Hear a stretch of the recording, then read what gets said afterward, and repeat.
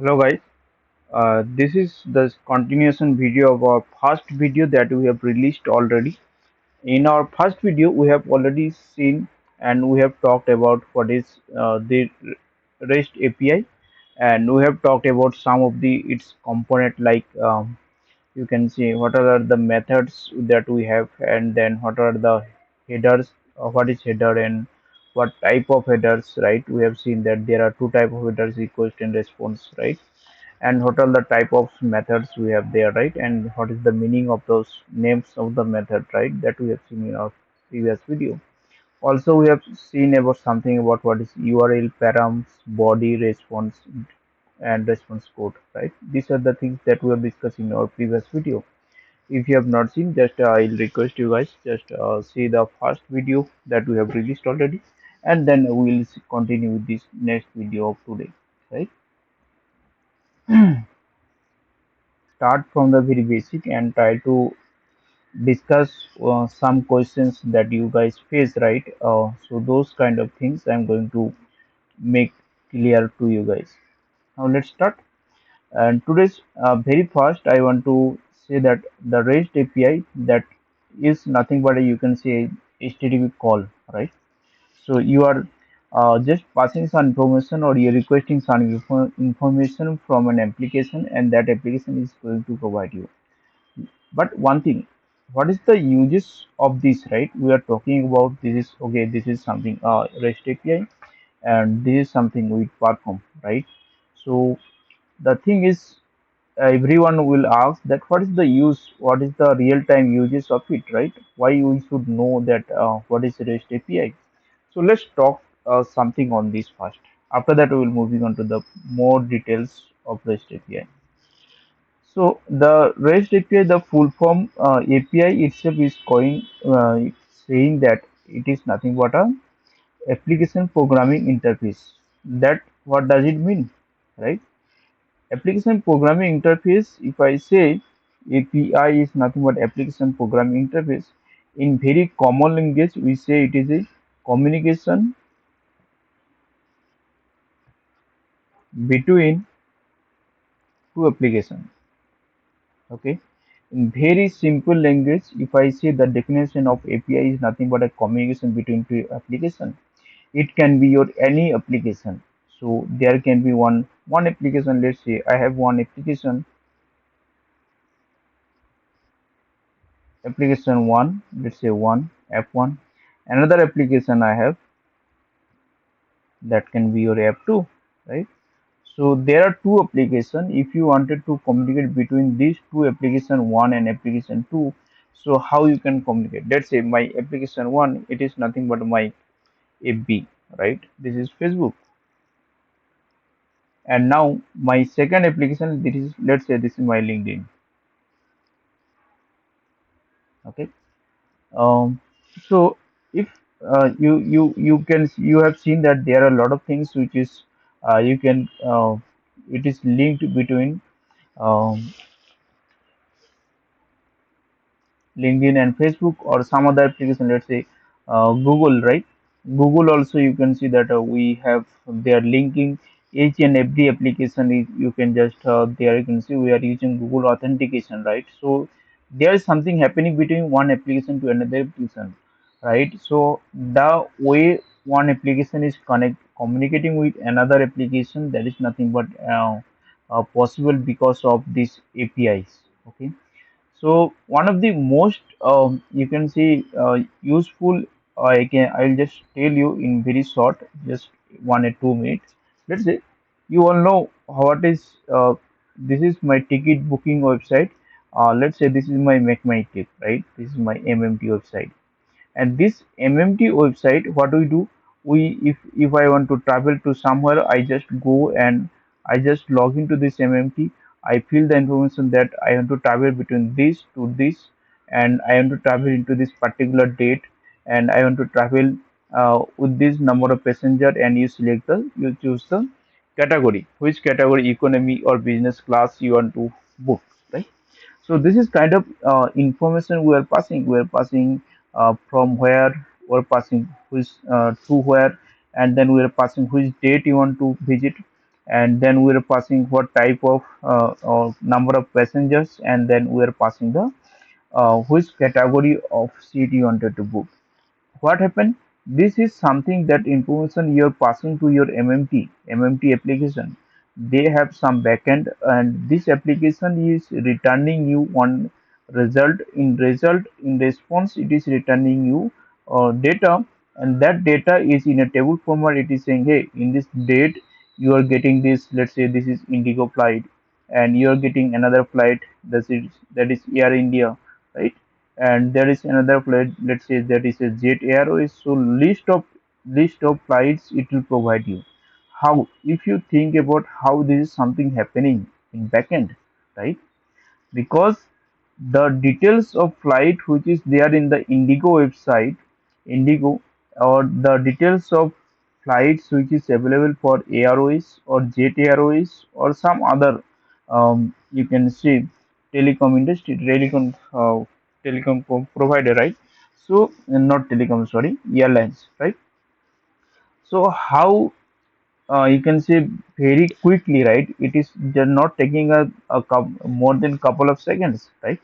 So MMT, how it is fetching all this information from all the different airlines, and it is giving you the information.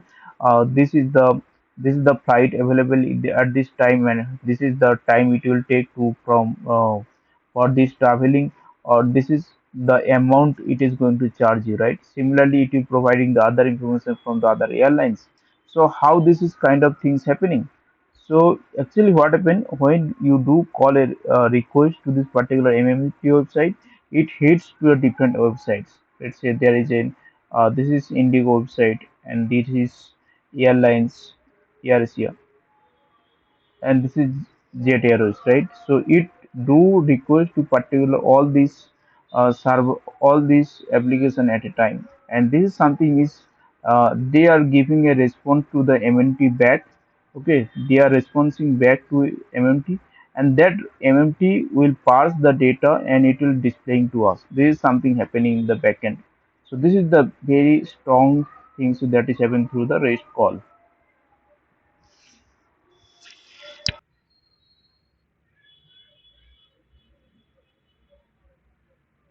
Talked about that how communication is happening between one application and another application, correct? Now I hope you guys have understand this, and this communication is happening between HTTP protocol, right? This HTTP protocol is um, taking that information from the client side. This is my client side, and from this client side it is taking all the information, it process, and it finally replies a response which is again in HTTP format, and MMT will get the response and it will represent to the data user, right? This is how in backend it is happening. So you can understand that what is the beautifulness of having REST API. This is, if I say this is my Indigo platform, right? And this is my Air India platform, and this is my let's say Jet Airways platform, right? So this Indigo platform, this the backend of this Indigo platform might be developed in Java language, right? And this Airways might be is developed on .NET, right? And this, let's say this Jet Airways, it is might be developed in Python, right? Let's say.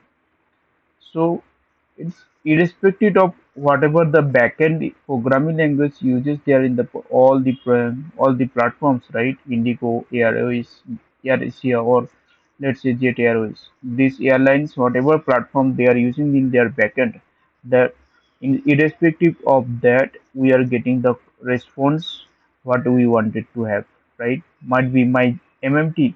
This is developed on C Sharp, right? So it is doesn't matter that what is your client environment is developed on which technology, and the server are developed on which technology. So it is irrespective of you can say languages, whatever languages your server and client is on, that doesn't matter here really, right? Only the thing is we are sending the request in JSON format, and that is through being called through HTTP. So everyone understands the HTTP request and JSON format data or text format data or XML format data. So these kind of things everyone understands. So each and every programming language which can understand the JSON data, right? They can understand the plain text format data, or they can understand the XML data also. So it is not an issue for them to understand what information I have passed to them, and what I am requesting to from them. And the similarly, they will process the request, then pass the data to the MMT, and MMT will pass the data, and it will represent to the users and users. So that's how it is happening through REST API call, because the schedule details you are seeing there in the result page, right? So these are not there in the MMT database. These are actually they are present in their particular airline database, right? So their particular Indigo airline has their own database, right? And at the same time, Jet Airways, it has their own database, right? So those databases are containing the data, and once I hit the API call, this API call is getting the data from these databases, right? So this is how it is happening. Um, with the help of this API calls. So if you think before of the API, when it was not introduced, if you have to see that what is the flight is available for this particular date, so you what you have to do actually, you have to go to the Indigo website and you can ask Indigo that, hey, I want to travel this time, what is the flight available, what is the fare of the flight, right? So similarly, you have to go to the Jet Airways and Air Asia, right? So you have to do it manually by visiting all these application website, and you have to compare, okay, if for Indigo, this is my fare, and if you go for Air Asia, this is my fare, right? And for Jet Airways, this is my fare.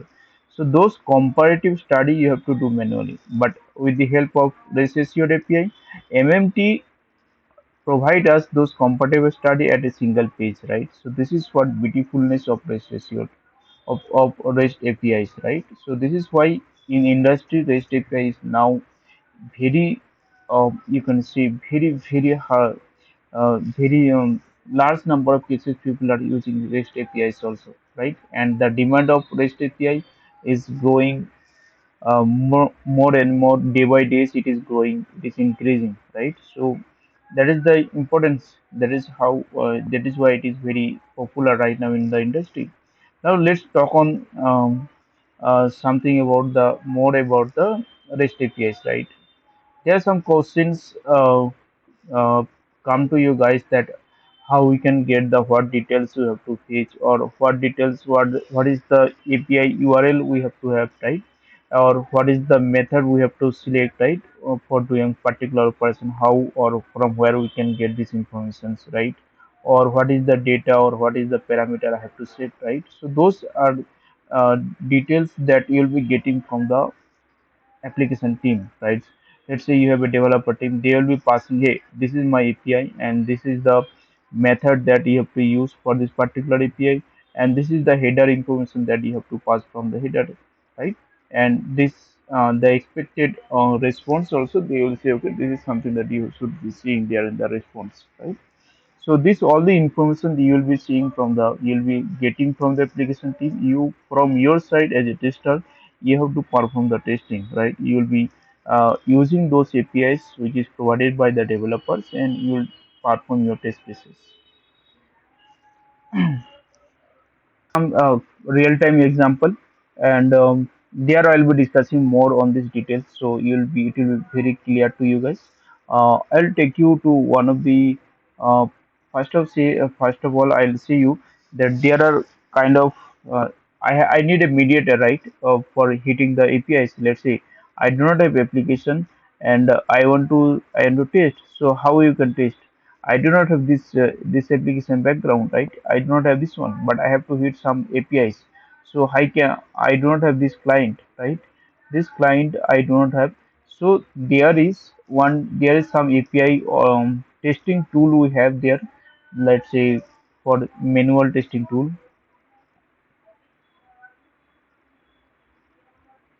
So there are like we have Postman is there,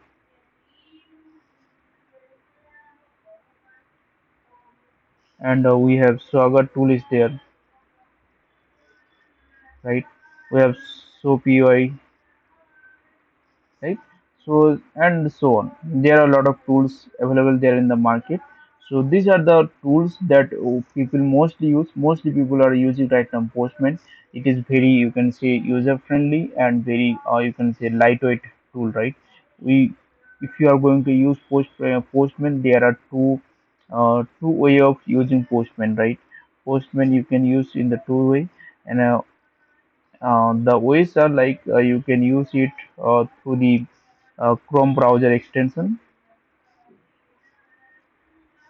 Chrome extension, or directly you can install it in your device also.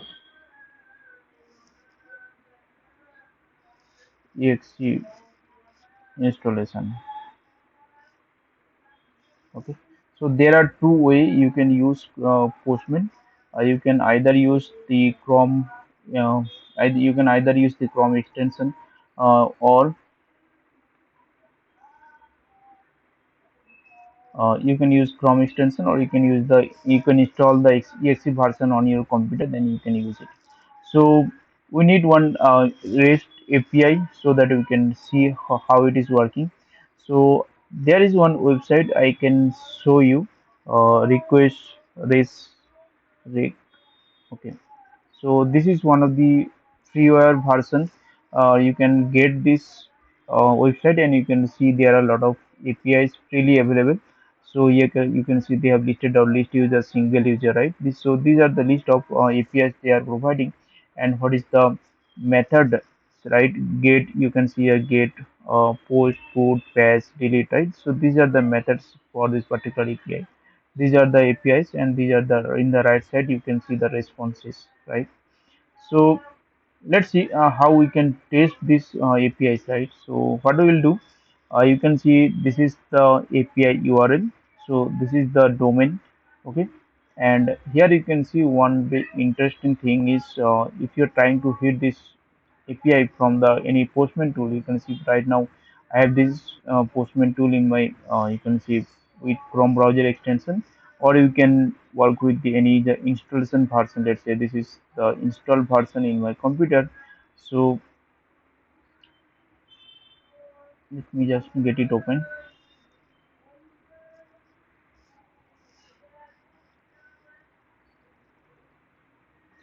Okay, now it is open, right? Now here if I close this one, okay, there are a couple of sections, guys. First of all, I'll just introduce you quickly. So this is the left side panel of this tool, right?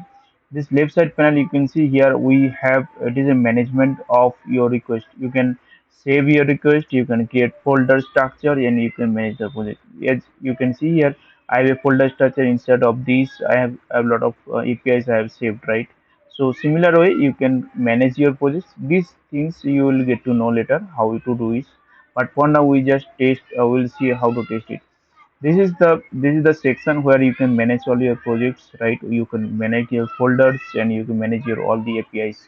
And this is the middle section. Here you can see, here I have one plus button. If you click on this plus button, it will ask you to enter in particular API. So this is the window now has opened. Here you can see I have this first section. This is the drop down I have, and here you can see all the methods of uh, APIs, right? So you can see we have get, post, put, patch, delete, head, and options, right? Those, these are the methods we have. Mostly, most of the cases people are using mostly get, post, put, and delete. Other methods are not in that much of use, right? So you have to you should have at least knowledge in what is get, what is post, and what is delete in these three. Okay, so put and post, most of the cases people are merging these two. So it is completely depending on the application developers how they are defining their APIs. So based on that you have to use that. So you do not have to you do not have to think that which one you have to use, right? You, it will be always provided by your developer. They will say that you have to use post or put, right? So based on that you will be using.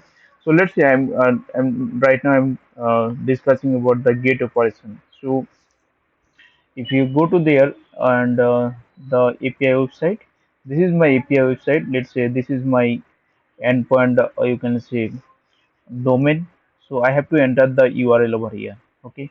After that, I have to take the request. So this, for this request I have to set this path. Okay. So let's say this is the part I have to set. I have to add this with this API endpoint. Okay. So here you can see, guys, there are two things for this API. This is the endpoint. Okay. URL, API URL we are saying as a endpoint. Okay. There is one term. uh, So let's say we are saying that API URL, right? API URL. There are two things you have seen. First thing is uh,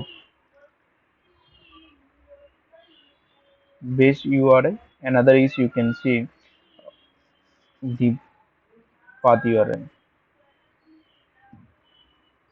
right? The first person that you have seen here, this one is the till this dot in. This one is your base URL, and apart from that, that is another. This can be your path URI, or it can be your, okay, or it can be your query parameter.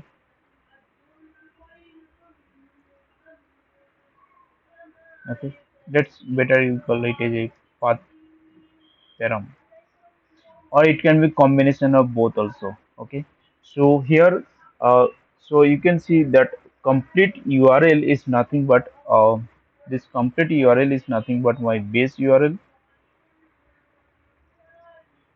base URI plus remaining. It can be your path param, right, or query param, or in combination of these two also, right? So if once you are creating a complete URL, that is going to be your path base URL plus path param, or query param, or in combination of path and query. I'll show you all these things. Okay, so for now, let's say this is my path URL, and if I hit this request, so you can see this is something request I am getting here. This is the response, right? It is providing the response. So I'll try to hit this API there in the from the postman.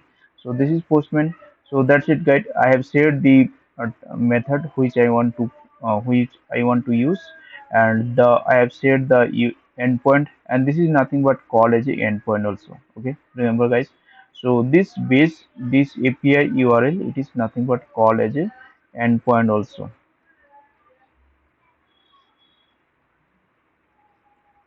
endpoint URL. Okay, so sometimes people may take it as a terminology as it endpoint URL. So you have to understand that what is endpoint URL, right? Okay, so this endpoint URL I have set already, and I have set the method, which method I have to use, and after that I have to just say that set key. Okay, so for this API I do not have to set any headers, so I did not set it. If you need to set, then we have to enter the key and values, right? Might be sometime you will be using like content type. So you can see content type here, it is one of the key, and the content type, the value you might have said that application slash JSON, right? So you don't have to again worried about how we can get to know what is the content, what is the uh, key of the headers, right? So this everything will be provided from the developer guys. This will be providing from the application team. Okay, you just have to add those data here. You just have to know where I have to add, where to set this data, right? So for now, here you can see I hit this particular API and I got this response, right? You can see the response that I was getting there in the from the browser, the same response I am getting over here. This is the response, right?